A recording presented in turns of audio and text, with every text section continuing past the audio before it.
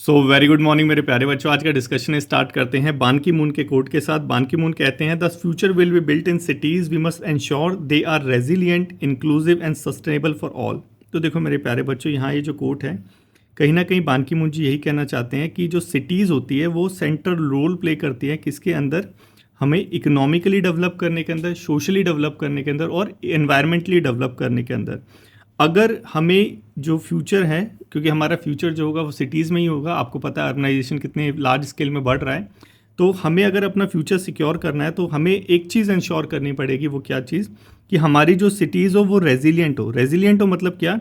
कि जितने भी नेचुरल डिज़ास्टर्स आते हैं, जैसे फ्लडिंग वगैरह आती है, अर्बन फ्लडिंग एक फिनोमिना है, तो इससे रेजिलिएंट हो हमारी सिटीज़, प्लस इंक्लूसिव हो। इंक्लूसिव का मतलब क्या है? कि यहाँ पे regardless of income, regardless of आपका जेंडर, रिगार्डलेस ऑफ आपका रेस, आपको इक्वल अपॉर्चुनिटी प्रोवाइड हो, प्लस ये सस्टेनेबल भी हो। मतलब क्या? कि एनवायरमेंटली सस्टेनेबल भी हो। तो यही कुछ मतलब है इस कोट का। समझ आ गया होगा कि हमें अगर अपनी इकोनॉमी को डेवलप करना है तो डेफिनेटली हमें सिटीज़ को अपना जो है सस्टेनेबल बनाना पड़ेगा। यही कुछ मतलब है इस कोट का। चलो अपना डिस्कशन स्टार्ट करते हैं और ज़्यादा अच्छे से समझ आएगा। अर्बन फ्यूचर, देखो ये जो टॉपिक है अर्बनाइजेशन का बेसिकली टॉपिक है, बहुत इंपॉर्टेंट टॉपिक है। और आपको पता भी है कि अर्बनाइजेशन जो है हर एक कंट्री के अंदर सस्टेनेबली जो है डेवलप करना बहुत इंपॉर्टेंट है, अगर उसकी इकोनॉमी को ग्रो करना है तो सीएपीएफ के लिए डेफिनेटली ये इंपॉर्टेंट है। हम अपना डिस्कशन स्टार्ट करेंगे। इसके फॉर्डर पॉइंट्स या ये डायरेक्ट जो है अपने ऐसे राइटिंग में भी पूछा जा सकता है। तो अपना डिस्कशन स्टार्ट करते हैं अपने उद्देश्य के साथ। क्या उद्देश्य है हमारे प्यारे बच्चों? हमारा अपने नॉलेज पूल को बढ़ाना। कैसे नॉलेज पूल को बढ़ाएंगे? नई नई डायमेंशंस को ऐड करेंगे, और अर्बनाइजेशन उनमें से एक है और हमारे यूपीएससी सीएपीएफ के लिए भी इम्पॉर्टेंट है। चलो डिस्कशन स्टार्ट करते हैं। देखो जैसे जैसे गर्मियाँ आ रही है वैसे वैसे क्या हो रहा है कि हमारी जो सिटीज़ हैं, स्पेशली यहाँ पे बेंगलुरु और हैदराबाद का एग्जाम्पल ले रखा है, वहाँ पे प्रॉब्लम फेस कर रहे हैं वो सिटीज़। और स्पेशली हर गर्मियों की ये बात होती है कि हमारी जो सिटीज़ हैं इंक्लूडिंग दिल्ली भी ये प्रॉब्लम फेस करती है। क्या? पहली तो वाटर शॉर्टेज की, और दूसरी प्रॉब्लम है इलेक्ट्रिसिटी की डिमांड बढ़ जाती है। क्यों इलेक्ट्रिसिटी की डिमांड बढ़ जाती है? क्योंकि लोग एसी वगैरह चलाने लग जाते हैं गर्मियों के अंदर, उसकी वजह से जो है पावर आउटरेज हो जाता है। और इसका एग्जाम्पल आज के ही द हिंदू के अंदर देखने को मिलेगा। स्पेन, ये तो इंडिया की बात नहीं, ये तो हमारे पूरे डेवलप्ड कंट्रियों की बात है। स्पेन और हमारा पोर्चुगीज़ जो है वहाँ पे पावर आउटरेज देखने को मिला। तो ये कहीं ना कहीं एग्जाम्पल है कि हमारी जो सिटीज़ हैं वो प्रॉब्लम फेस करती है हमारे क्लाइमेट की वजह से। यही वाटर शॉर्टेज और इलेक्ट्रिसिटी की डिमांड बढ़ जाती है। लोग जो हैं बहुत ज़्यादा जो है वाटर टैंकर को बुक कर रहे हैं, और पावर कट जो है अब एकदम कॉमन फिनोमिना हो चुका है, और गर्मियों में ये होता ही है। अर्बनाइजेशन, अर्बनाइजेशन बेसिकली कि ज़्यादा से ज़्यादा जो लोग हैं वो रूरल एरिया से जो है शहर में जो है आते हैं, माइग्रेट करते हैं। उस माइग्रेशन की वजह से जो उसका विस्तार होता है उसे अर्बनाइजेशन बोलते हैं। और ये जो अर्बनाइजेशन है, ये अर्बनाइजेशन कॉज है किसका? एक तो पॉल्यूशन का, दूसरा ट्रैफिक जैम का, और दूसरा एनवायरनमेंट को हार्म करने का। और इसके अंदर जो सबसे ज़्यादा सफ़र करते हैं वो रिच क्लास नहीं, वो पुअर क्लास सफ़र करते हैं। वो कौन सी क्लास सफ़र करती है? हमारी पुअर क्लास सफ़र करती है। तो ये जो है डिसप्रपोर्शनेट जो बर्डन है हमारे इसका अर्बनाइजेशन का, वो पुअर के ऊपर पड़ता है। और हमारे बान की मून ने क्या बोला था कि ये क्या इंक्लूसिव होना चाहिए, लेकिन है नहीं। तो यहाँ पे एक क्वेश्चन यहाँ पे एडिटोरियल के अंदर उठाया गया है। क्या हमारी जो सिटीज़ हैं ये रेडी हैं जो क्लाइमेट की जो प्रॉब्लम आ सकती है आगे चल के, या फिर जो रैपिड ग्रोथ हम चाहते हैं अपने कंट्री के साथ उसके लिए? तो अच्छा क्वेश्चन किया गया है। और आपको पता भी होगा एक अर्बनाइजेशन के साथ एक फिनोमिना अटैच होता है। क्या? Heat, urban heat island effect. ये क्या चीज़ होता है? देखो सिंपल चीज़ ये होता है, अर्बन एरियाज़ के अंदर क्या होता है, रूरल एरियाज़ के कंपैरेटिवली ज़्यादा जो है यहाँ पे हीट जनरेट होती है। ये स्टडीज़ और रिपोर्ट भी बोलती है, यही एडिटोरियल कुछ बोलता है। क्यों होता है? देखो यहाँ तो एक तो कंजेशन ज़्यादा होता है, प्लस ये कॉन्क्रीट जंगल होता है। कॉन्क्रीट जंगल मतलब कि कंक्रीट और ये सीमेंट और रोडी और ये जो सरिया होता है कंक्रीट, इससे मिलके जो है हमारे घर बने होते हैं। ये पहले तो क्या करता है, हीट एब्जॉर्ब करता है, शाम के टाइम जो है ये रिलीज़ करता है। उसकी वजह से क्या होता है, अर्बन एरियाज़ के अंदर जो है टेम्परेचर जो है कंपैरेटिवली ज़्यादा होता है। प्लस इसके साथ और भी फिनोमिनाज है, जैसे ट्रैफिक जाम हो गया, पॉल्यूशन वगैरह हो गया, जो ग्रीन एनवायरनमेंट होता है, ग्रीनरी होता है, वो थोड़ा कम होता है। उसकी वजह से ये सारी प्रॉब्लम होती है। प्रॉब्लम का नाम heat island effect, urban heat island effect. और इसका जो कॉन्सिक्वेंसेज है वो इतना ज़्यादा है कि इसको अब पार्लियामेंट में भी डिस्कस कर रहे हैं। तो देखो कॉन्सिक्वेंसेज तो डेफिनेटली ज़्यादा होगा क्योंकि प्रोडक्टिव आवर्स कम हो जाते हैं, इसकी वजह से जो है हीट स्ट्रेस की प्रॉब्लम आ जाती है। तो हेल्थ इकोनॉमिक सारे इश्यूज जो हैं हमारे अर्बन हीट आइलैंड इफेक्ट की वजह से जनरेट होते हैं। आई होप ये तो समझ आ गया होगा, एकदम बहुत सिंपल था। अब यहाँ पे एक चीज़ और बताइए कि हमारे यहाँ पे जो करंट ट्रैकिंग सिस्टम है जो ट्रैक करता है, क्योंकि जब डेटा होगा हमारे पास तभी तो पॉलिसी बना पाएंगे। तो ये जो हमारा ट्रैकिंग सिस्टम है इसके अंदर गैप है। कैसा गैप है थोड़ा सा देख लेते हैं। देखो हमारे यहाँ पे कोई प्रॉपर सिस्टम नहीं है जो हमारा हर एक चीज़ को ट्रैक कर पाए कि हमारी जो सिटीज़ है वो एसडीजी जो हमारा सस्टेनेबल डेवलपमेंट गोल है, आपको पता भी होगा, इसके अकॉर्डिंग चल रही है और 2030 तक इसको अचीव भी करना है। तो ये सबसे ज़्यादा जो है हमारे यहाँ पे बताया गया है, डेटा की कमी है, बेसिकली ट्रैकिंग सिस्टम नहीं है। अब आप बोलेंगे कि सर हमारे यहाँ पे नीति आयोग जो है एसडीजी रिपोर्ट निकालती है अर्बन इंडेक्स, डेफिनेटली यहाँ पे भी यही बता रखा है कि हमारा जो नीति आयोग है वो हर साल जो है एसडीजी अर्बन इंडेक्स निकालता है। और ये जो अर्बन इंडेक्स है ये 4 इंडिकेटर्स के ऊपर बेस्ड है, ठीक है। लेकिन ये जो 4 इंडिकेटर्स हैं वो है क्लीनिनेस, स्वच्छ भारत सर्वेक्षण जो होता है, उसके बाद रोड डेप्थ कितनी हुई है, अफोर्डेबल हाउसेज है या नहीं, या फिर वेस्ट ट्रीटमेंट हो रहा है या नहीं। मतलब कि ये जो हमारा नीति आयोग का इंडेक्स है ये ओवरऑल जो प्रोग्रेस होती है ट्रैकिंग की वो ट्रैक नहीं कर पाता। देखो इसमें तो कितनी सारी चीज़ें रह गई, इंक्लूडिंग एनवायरनमेंट की, ट्रैफिक जैम की, जो जो प्रॉब्लम हमने ऊपर देखी है वो सारी चीज़ यहाँ पे तो मिसिंग है। इसके अलावा एक और रिपोर्ट आती है हमारी ईज़ ऑफ लिविंग इंडेक्स, जो कि 111 सिटीज़ को इंडिया के अंदर कवर करती है। ये भी यहाँ पे बता रखा है कि कंप्लीट पिक्चर नहीं दे पाती कि हमारी जो सिटीज़ है वो एसडीजी के अकॉर्डिंग, सस्टेनेबल सिटीज़ का है ना हमारा टारगेट एसडीजी के अंदर, उसके अकॉर्डिंग चल रही है या नहीं चल रही है। प्लस इंटरनेशनल जो रैंकिंग आती है वो भी एक्यूरेट नहीं है अकॉर्डिंग टू इंडियन सिटीज़। तो देखो ये सारी चीज़ कहीं ना कहीं बता रही है कि हमारे पास तो डेटा ही नहीं है।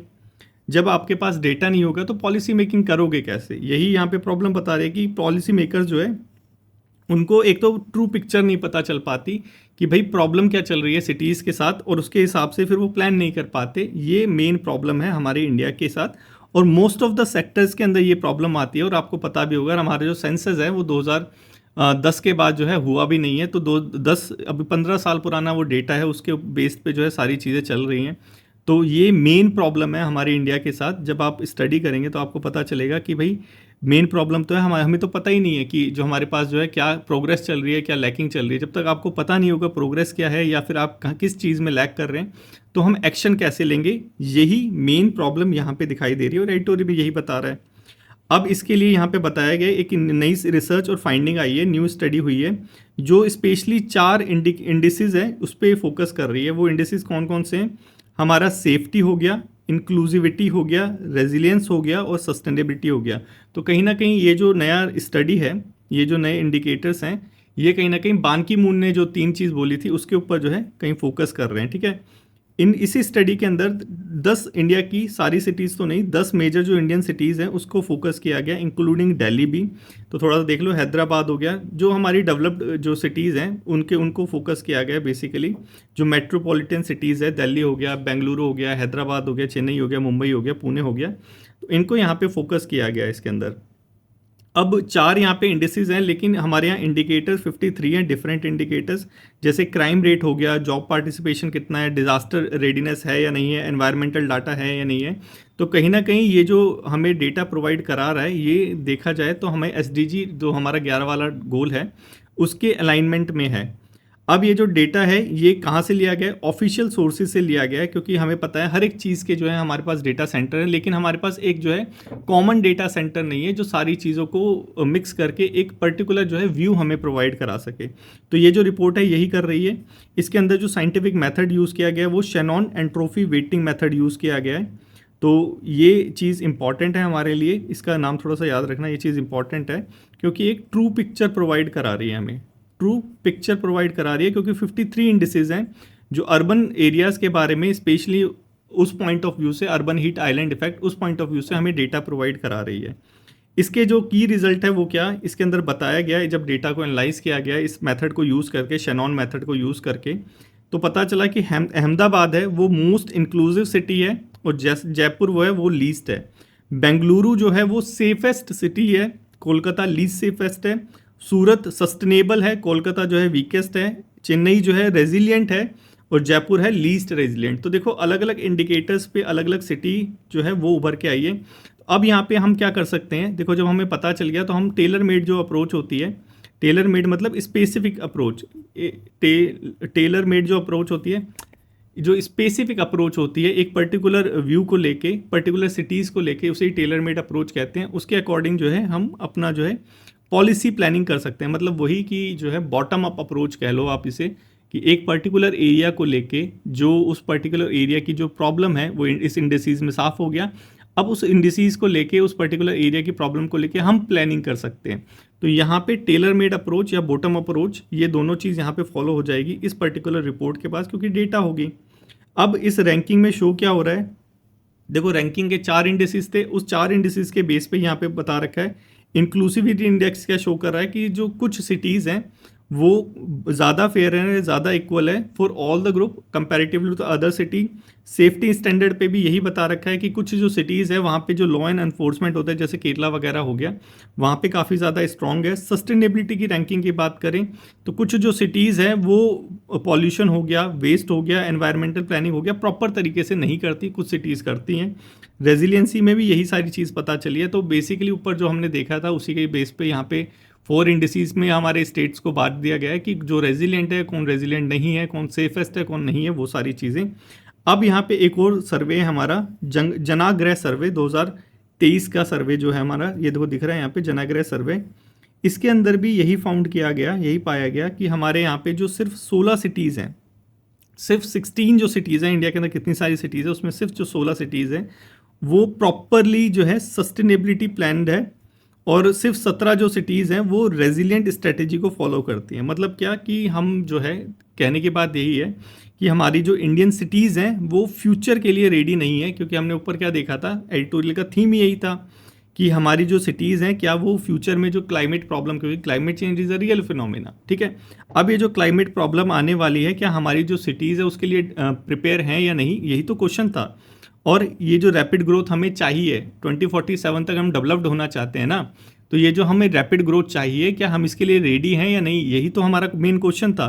तो हमें ये सारी चीज़ें देख के, इस एनालाइज करके पता चला कि पहले तो हमारे पास डेटा नहीं था, जब हमने एक पर्टिकुलर वो निकाला उसके बाद हमें पता चला कि भाई नहीं, हमारे यहाँ जो सिटीज़ है वो फ्यूचर रेडी नहीं है, जो हमारे टारगेट्स हैं उसके लिए हमारी सिटीज़ जो है रेडी नहीं है, सस्टेनेबल नहीं है। तो अब करना क्या चाहिए, अब जब हमें पता चल गया कि करना, ये जो हमारी सिटीज़ रेडी नहीं है, जैसे यहाँ पे बता भी रखा है और हमने खुद भी देख लिया, तो हमें करना क्या चाहिए, डेफिनेटली अब प्लानिंग करनी चाहिए। जब हम पे डेटा है, सारी चीज़ पता है, तो अब उसके हिसाब से जो है हमें प्रॉपर प्लानिंग करनी चाहिए पर्टिकुलर सिटीज़ को लेके, टेलर मेड अप्रोच। वही चीज़ है यहाँ पे, वही चीज़ यहाँ पे बता रखी है कि सिटी जो है must create proper tracking and monitoring system, कि SDG जो 11 है उसके हिसाब से जो है हमारी सिटीज़ के अंदर लोकल प्लान्स वगैरह आ रहे हैं या नहीं आ रहे। स्मार्ट सिटी कंट्रोल सेंटर्स होने चाहिए, ये तो हमें हर सिटीज़ के अंदर जो है लगाने चाहिए, ताकि जो है हम रियल टाइम जो डेटा है उसको जो है कलेक्ट कर पाएँ। उसको जब कलेक्ट करेंगे तो उसके हिसाब से हम जो है प्लानिंग कर पाएंगे। अर्बन पॉवर्टी, जो अर्बन एरियाज़ के अंदर, अभी आपको भी पता होगा दिल्ली के अंदर रोहिणी में जो स्लम एरिया था उसमें आग लग गई थी, तो ये जो अर्बन प्रॉपर्टी है ये अंडर रिपोर्टेड रहती है, ये यहाँ पे बता रखा है। और ये जो ओल्ड हमारा डेटा है जो कि अब दम जो है तोड़ चुका है, हमारा 2011 का सेंसस, इसी को यूज़ किए जा रहे हैं। ये जो डेटा है इसको कहीं ना कहीं जो है हमें दोबारा से कंडक्ट करवाने की ज़रूरत है। अर्बन एरिया के लिए जो है प्रॉपर जो एक अर्बन पुअर क्वालिटी लिविंग सर्वे जो है, ऐसा सर्वे हर एक अर्बन एरियाज़ के अंदर करवाने की ज़रूरत है, ताकि उस पर्टिकुलर एरिया के अंदर इंक्लूसिविटी कितने लेवल तक की है वो पता चल सके, उसके हिसाब से फिर प्लानिंग होगी। देखो ये तो चीज़ करनी चाहिए, क्यों हम जो है सेंसस के ऊपर डिपेंड रहते हैं। सेंसस 10 साल में एक बार होता है, लेकिन 10 साल के अंदर जो है दुनिया इधर से उधर हो जाती है।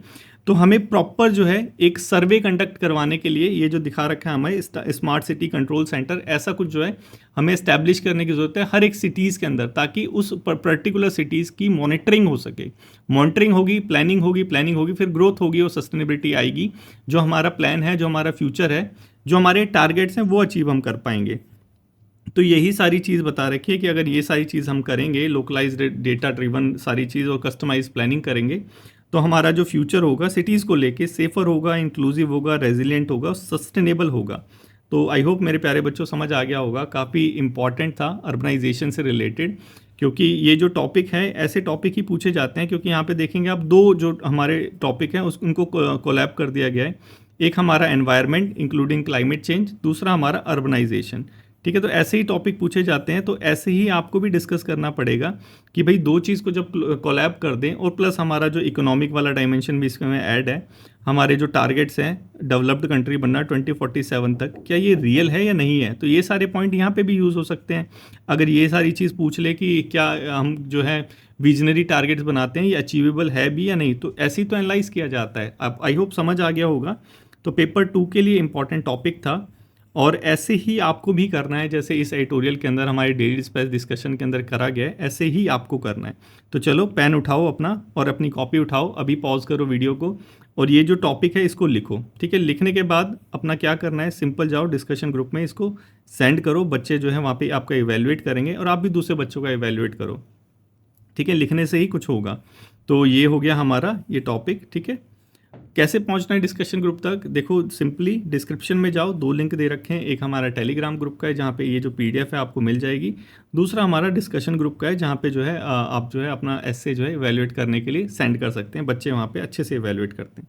चलो नेक्स्ट चलते हैं, पद्मा अवार्ड। अभी देखो हमारी जो राष्ट्रपति जी हैं द्रौपदी मुर्मू जी, उन्होंने जो है अभी पद्मा अवार्ड दिए हैं 71 लोगों को आउट ऑफ 139 रेसिपिएंट्स को राष्ट्रपति भवन के अंदर। इस पद्मा अवार्ड को 3 पार्ट में डिवाइड किया जा सकता है, पद्म भूषण, पद्म विभूषण, पद्म भूषण और पद्मश्री। ठीक है, ये रैंकिंग के हिसाब से सबसे ऊपर विभूषण, फिर हो गया भूषण और फिर हो गया श्री। ठीक है, ये थोड़ा सा याद रखना। अब थोड़ा सा इसकी हिस्ट्री देख लें, क्योंकि यहाँ से क्वेश्चन डेफिनेटली आने के चांसेस है। अगर न्यूज़पेपर में कुछ आ जाता है तो ये तो यूपीएससी एस्पिरेंट का फ़र्ज़ बनता है कि उसके बारे में जो है थोड़ी सी इन्फॉर्मेशन जो है वो पढ़े एक्स्ट्रा, क्योंकि न्यूज़पेपर में पढ़ के अगर वो सोचेगा कि वहीं से हो जाएगा तो नहीं, एक्स्ट्रा तुम्हें पढ़ना पड़ेगा। तो वही एक्स्ट्रा मेहनत हम ही करते हैं। ठीक है, देखो ये जो हमारी हिस्ट्री देख लेते हैं पहले, ये जो पद्मा अवार्ड्स की है। देखो सबसे पहले जो था हमारे यहाँ पे 2 सिविलियन अवार्ड्स थे, एक तो भारत रत्न जो हाईएस्ट है एकदम, दूसरा पद्मा विभूषण 1954 में। फिर उसके बाद जो है इसको 3 पार्ट में डिवाइड कर दिया गया, पहला वर्ग, दूसरा वर्ग, तीसरा वर्ग, और फिर 1955 में फिर ये जो अभी चल रहा है इसको रिनेम किया गया पद्मा अवार्ड को पद्म विभूषण, पद्म भूषण और पद्मश्री। ठीक है, एलिजिबिलिटी किस किस को मिल सकता है, देखो सबको मिल सकता है, कोई कास्ट, कोई ऑक्यूपेशन, कोई पोजीशन, कोई सेक्स, इसकी कोई रिस्ट्रिक्शन नहीं है, सब पर्सन्स को मिल सकता है। किसको नहीं मिल सकता, गवर्नमेंट सर्वेंट को मिल सकता है, डेफिनेटली मिल सकता है, सब एलिजिबल हैं। लेकिन हमारे जो डॉक्टर्स हैं, हमारे जो साइंटिस्ट हैं, they are not eligible for this award. इसको थोड़ा सा याद रखना। ठीक है, कि कौन एलिजिबल नहीं है, हमारे डॉक्टर्स और हमारे जो साइंटिस्ट हैं, they are not eligible for ये पद्मा वाले अवार्ड के लिए। ठीक है, मरणोपरांत मिलता है, पॉस्ट्यूमसली मिलता है, डेफिनेटली मिलता है, लेकिन नॉर्मल कंडीशन में नहीं दिया जाता, एक्सेप्शनल कंडीशन में दिया जाता है, जैसे आज इस बार भी दिया गया है, यही यहाँ पे बता रखा है। सबसे higher category of Padma award can be conferred a person only where a period of at least 5 year has elapse. देखो सबसे जो हाईएस्ट कैटेगरी का हमारा कौन सा था, पद्म विभूषण, ये तभी दिया जाता है जब एटलीस्ट जो 5 ईयर्स है इलैप्स हो चुके हों। ठीक है, कैसे मिलता है जो हमारी अवार्ड, इसके लिए एक अवार्ड कमेटी होती है, वो बेसिकली नॉमिनेट करती है वो सारी चीज़। सेल्फ नॉमिनेशन भी इसमें कर सकते हैं। अभी देखते हैं पद्मा अवार्ड वाली जो कमेटी है इसके बारे में भी। ठीक है, सिलेक्शन प्रोसेस देखते हैं। ये तो थोड़ा थोड़ा पता चल गया कि मरणोपरांत भी दिया जाता है, लेकिन एक्सेप्शनल केसेस में, नॉर्मल केसेस में नहीं दिया जाता। किसी को भी मिल सकता है, कोई इसमें जो है रेस कास्ट उसकी सेक्स की डिस्टिंक्शन नहीं है, सेल्फ नॉमिनेट भी आप कर सकते हैं अपने आप को। और ये जो है यही सारी चीज़ डॉक्टर्स और साइंटिस्ट को नहीं मिलता, बस ये थोड़ा सा याद रखना। पीएसयू में काम कर रहे हो सबको मिलेगा, गवर्नमेंट सर्वेंट्स को भी मिल सकता है, लेकिन डॉक्टर्स एंड साइंटिस्ट को नहीं। सिलेक्शन प्रोसेस देखो, सिलेक्शन प्रोसेस इसकी एक कमेटी है। कमेटी को कंस्टिट्यूट कौन करता है, नॉमिनेशन जो है, जैसे आपने सेल्फ अपने आप को नॉमिनेट कर दिया, आपका जो नॉमिनेशन है वो कहाँ जाएगा, वो जाएगा इस कमेटी के पास। ठीक है, ये जो कमेटी है कॉन्स्टिट्यूट कौन करता है, हमारे प्रधानमंत्री जी कॉन्स्टिट्यूट करते हैं हर साल। इसको हेड कौन करता है, इसका हेड होता है हमारा कैबिनेट सेक्रेटरी। ठीक है, इतना थोड़ा सा याद रखना, कैबिनेट सेक्रेटरी जो है वो हेड करता है, हमारे प्रधानमंत्री जी हेड नहीं करते, वो सिर्फ इसको कॉन्स्टिट्यूट करते हैं हर साल। अब वहाँ पे आपका नॉमिनेशन गया, वहाँ से ये जो है रिकमेंडेशन वगैरह हो आके सेलेक्ट हो जाएगा। उसके बाद हमारे प्राइम मिनिस्टर और प्रेसिडेंट को दे दिया जाएगा फॉर फाइनल अप्रूवल। अब फिर फाइनल हमारे जो प्रेसिडेंट है, जैसे हमारी द्रौपदी मुर्मू जी ने अभी जो है वो अवार्ड दिया, वो सारी चीज़ें होंगी। इसके अंदर आपको एक सर्टिफिकेट दिया जाएगा, एक मेडल वगैरह दिया जाएगा। ठीक है, ये सारी चीज़ें थी, यही यहाँ पे बता रखा है। टोटल नंबर भी है इसमें, ऐसा नहीं है कि कितने भी अवार्ड जो हैं वो आप दे दें, टोटल नंबर 120 तक रिस्ट्रिक्टेड है। इस 120 के अंदर जो मरणोपरांत दिया जा रहा है, पोस्टुमसली दिया जा रहा है, वो इंक्लूड नहीं है। ठीक है, ये भी थोड़ा सा याद रखना। और ये जो अवार्ड है ये कोई ऐसा नहीं है कि अगर लेट से मेरे को मिला तो मैं लगाऊंगा पद्म भूषण हेमंत, ऐसा नहीं। टाइटल की तरह यूज़ नहीं कर सकते और सुफिक्स प्रीफिक्स की तरह यूज़ नहीं करते। हेमंत, पद्म भूषण ऐसे नहीं यूज़ कर सकते। ठीक है, ये थोड़ा सा याद रखना। अभी किस किस को दिया गया है वो विभूषण को देख लो, बाकी तो बहुत सारे लोग हैं। पोस्टुमसली भी दिया गया इस बार, ओसामू सुजुकी और एमटी वासुदेवन नायर को दिया गया है पोस्टुमसली। और बाकी हमारे जो रेड्डी जी हो गए और जो हमारे सुब्रमण्यम जी हो गए वॉयलिस्ट हैं, इनको भी दिया गया है। ठीक है, इनको थोड़ा सा इन चारों के नाम तो थोड़ा सा याद रखना कि पोस्टुमसली भी दिया गया है और अभी लोग जो करंटली हैं उनको भी दिया गया इन पर्सन। ठीक है, ये हमारा क्वेश्चन नंबर 1 है। इसको अटैम्प्ट करो मेरे प्यारे बच्चों, कमेंट बॉक्स में एटलीस्ट कमेंट करा करो। तुम देख ले और देखते हो और आगे चले जाते हो, एक बार ट्राई तो करा करो इसको अटैम्प्ट करने का। इसीलिए जो है मैं डिस्कशन नहीं करता था एमसीक्यूज़ का, मेरे को पता है कि बच्चे जो हैं कल ही देख लेंगे, क्या इसको करने की ज़रूरत है। करो इसे, ठीक है, करो और कमेंट बॉक्स में कमेंट करो। नेक्स्ट है हमारा प्रेस फ्री। ये जो हमारा डेटा आया है ये थोड़ा सा इंपॉर्टेंट है। अगर फ्रीडम ऑफ स्पीच हो गया, मीडिया हो गया, ऐसे के ऊपर जो है ऐसे राइटिंग आ जाती है और आ जाती है हमारी यूपीएससी के अंदर सीएपीएफ में अगर आ जाती है तो यहाँ से जो है आप डेटा ले सकते हैं। ठीक है, ये जो है डेटा हमारा फ्यू रिसर्च सेंटर्स का है। ठीक है, पब्लिक ओपिनियन क्या है हमारा, मिस इन्फॉर्मेशन, फेक न्यूज़ और मीडिया फ्रीडम के बारे में।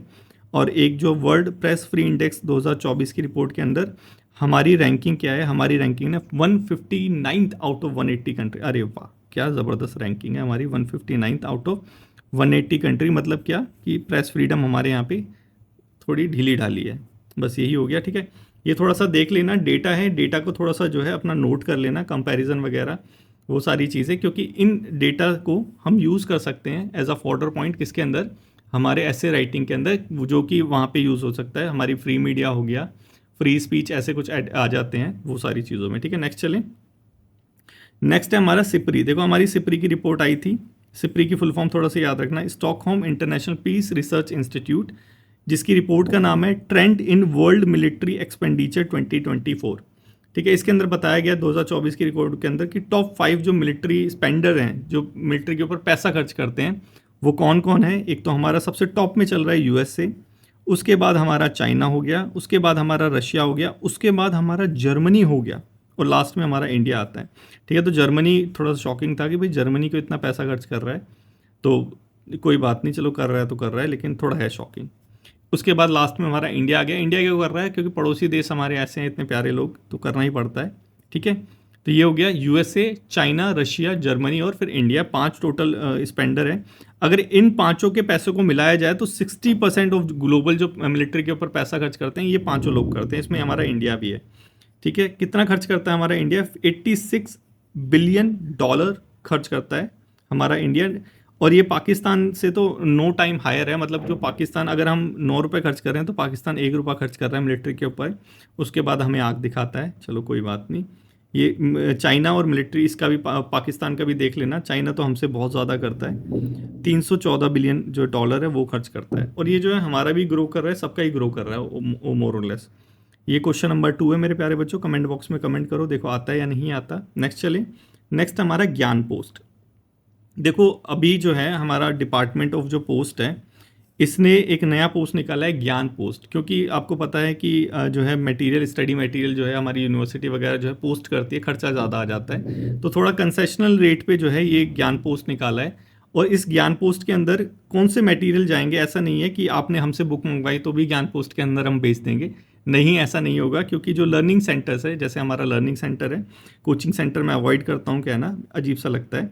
ठीक है, तो जो हमारे जो लर्निंग सेंटर्स हैं उनका ज्ञान पोस्ट से कोई लेना देना नहीं है, सिर्फ हमारी सेंट्रल और हमारी स्टेट की जो बोर्ड यूनिवर्सिटीज़ हैं उनकी जो सिलेबस की बुक्स हैं, ठीक है, उनकी जो सिलेबस की बुक्स हैं उसको जो है पोस्ट के थ्रू आप भेजेंगे तो ही ये जो है कंसेशनल रेट पे भेजी जाएगी, उसे ज्ञान पोस्ट बोलेंगे। ठीक है, सेंट्रल और स्टेट के जो वो वाले बोर्ड हैं, यूनिवर्सिटीज़ वगैरह हो गए उनका। ठीक है, ना कि मैगजीन और पीरियोडिकल्स, ये सारी चीज़ें इसमें कवर नहीं है। पैकेज 20 से 100 रुपये तक रहेगा, 300 ग्राम से 5 किलो तक का। ठीक है, तो ये हमारा हो गया क्वेश्चन नंबर 3, ट्राई करो इसको अटैम्प्ट करने का। नेक्स्ट चलें। देखो अभी जो है आपको पता है 9 डैश लाइन वगैरह जो है बहुत फेमस ये न्यूज़ में रहती है, तो थोड़ा सा आपको पता होना चाहिए 9 डैश लाइन क्या है। देखो ये है हमारी 9 डैश लाइन, ये जो दिख रही है, ये पूरा जो एरिया है ये हमारा चाइना क्लेम करता है। चाइना बोलता है ये मेरा एरिया है।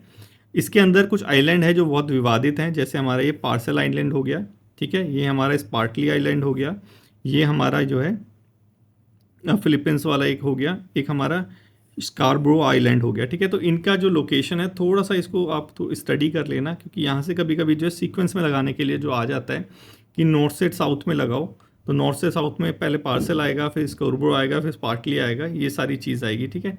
तो ये थोड़ा सा याद रखना है। एक ये हमारा थ्यू आइलैंड हो गया जो कि मनीला बिल्ड कर रहा है इस डिस्प्यूटेड लैंड में, मनीला फिलीपींस, ठीक है। थोड़ा थोड़ा इनको याद रखने की चीज़ ज़रूरत है। तो यही सारी चीज़ चलती रहती है हमारा न्यूज़ के अंदर भी। तो नेक्स्ट चलें, नेक्स्ट है हमारा कल के क्वेश्चन, ठीक है। कल के क्वेश्चन थोड़ा सा देख लेते हैं। Which of the following is true about जो हमारा इसरो जो है सेमी क्रायोजेनिक इंजन जो है वो डेवलप कर रहा है। ये यूज़ कर रहा है लिक्विड हाइड्रोजन। लिक्विड हाइड्रोजन करता तो फिर सेमी क्रायोजेनिक क्यों हो गया, वो तो क्रायोजेनिक ही हो गया, वो तो हाइड्रोजन यूज़ ही नहीं कर रहा, ठीक है। उसके बाद ये produce thrust of 2000 kilo watt newton ton है, ऐसा तो था, and being develop to improve the payload capacity, बिल्कुल सही। ये सेकंड वाला हमारा सही है, क्योंकि हमने कल पढ़ा था कि जो हमारा ये सेमी क्रायोजेनिक इंजन है ये जो है 2000 किलो न्यूटन का जो है थ्रस्ट पैदा करता है, और पेलोड की कैपेसिटी, क्योंकि हमें जो है अपने फ्यूचर के जो मिशंस हैं उसको इम्प्रूव करना है, उसके लिए किया जा रहा है। तो यही हमारा सही है, बी। नेक्स्ट चले, राजा रवि वर्मा के बारे में स्टेटमेंट है, पूछा है कौन सी स्टेटमेंट ट्रू नहीं है, तो थोड़ा सा देख लेते हैं। His work is a band of European academic art and Indian theme, सही है एकदम। He was known for creating affordable lithographic of his painting, हाँ ऐसा कुछ था शायद, ठीक है। He his painting often depicting abstract object subject, abstract नहीं था, देखो एब्स्ट्रैक्ट नहीं था, वो तो लाइव टाइप की कुछ बनाते थे ना हमारे राजा रवि वर्मा, एब्स्ट्रैक्ट नहीं था। और ये यहाँ पे मेडल तो जीत के आए थे कोलंबियन एक्सपोजिशन में, ये हमने कल देखा ही था। आंसर हो गया इसका हमारा सी, ठीक है। थोड़ा थोड़ा वही सारी चीज़ है, बस हमें थोड़ी सी ध्यान में रखनी पड़ती है। नेक्स्ट चलें, डिस्ट्रिक्ट लीगल सर्विस अथॉरिटी, हमने कल इसके बारे में पढ़ा था कि ये क्या है, हमारे इसी एक्ट के अंदर आती है, लीगल सर्विस अथॉरिटी एक्ट 1987, ठीक है, जो फ्री लीगल एड प्रोवाइड कराती है हमारे स्पेशली वीकर सेक्शंस को, ठीक है, ये सही है हमारा। और स्टैट्यूटरी बॉडी होती है क्योंकि इस एक्ट के अंदर आ रही है। रिसेंटली एक प्रोजेक्ट था हमारा, प्रोजेक्ट वीरांगना, बिल्कुल ये हमने देखा था विजय, ये हमारे जो सर्वाइवर थे, क्राइम के जो सर्वाइवर्स थे उनको दिया जा रहा था। Find employment opportunity sector like, हाँ बिल्कुल सही है, दोनों ही सही है ये तो हमारे, तो इसका आंसर हो गया हमारा सी। तो हमने कल देखा भी था ये हमारा DLSA किसके अंदर आता था, हमारा इस लीगल सर्विस अथॉरिटी एक्ट के अंदर आता था। स्टैट्यूटरी है, जो हमारे वीकर सेक्शन है, जो लॉयर्स की फ़ीस अफोर्ड नहीं कर सकते, उनको जो है वो फ्री लीगल एड प्रोवाइड कराने के लिए। और ये हमारा प्रोजेक्ट वीरांगना प्रोवाइड किया गया था, जो हमारे क्राइम सर्वाइवर हैं उनको जॉब प्रोवाइड कराने के लिए। कल देखा था ना एक फ़ोटो में सर्टिफिकेट दे रहे थे, वो चीज़ है। तो आई होप ये आपको अच्छे समझ आ गया होगा, यही था, बहुत ईजी था। और ऐसे ही ईजी बन जाती है चीज़ें जब हम जो है रेगुलर रहते हैं, कंसिस्टेंट रहते हैं। तो कंसिस्टेंट आपको भी रहना पड़ेगा अगर एग्ज़ाम को क्वालिफाई करना है, तो मेन चीज़ यही है, क्योंकि कंसिस्टेंट जो है एक रेयर ह्यूमन ट्रेट है जो बहुत कम लोगों के अंदर होता है। तो अपने अंदर लेके और आप भी रेयर स्पीशीज़ बन जाओ। तो थैंक यू मेरे प्यारे बच्चों, आज के लिए इतना ही था। Thank you so much, take care.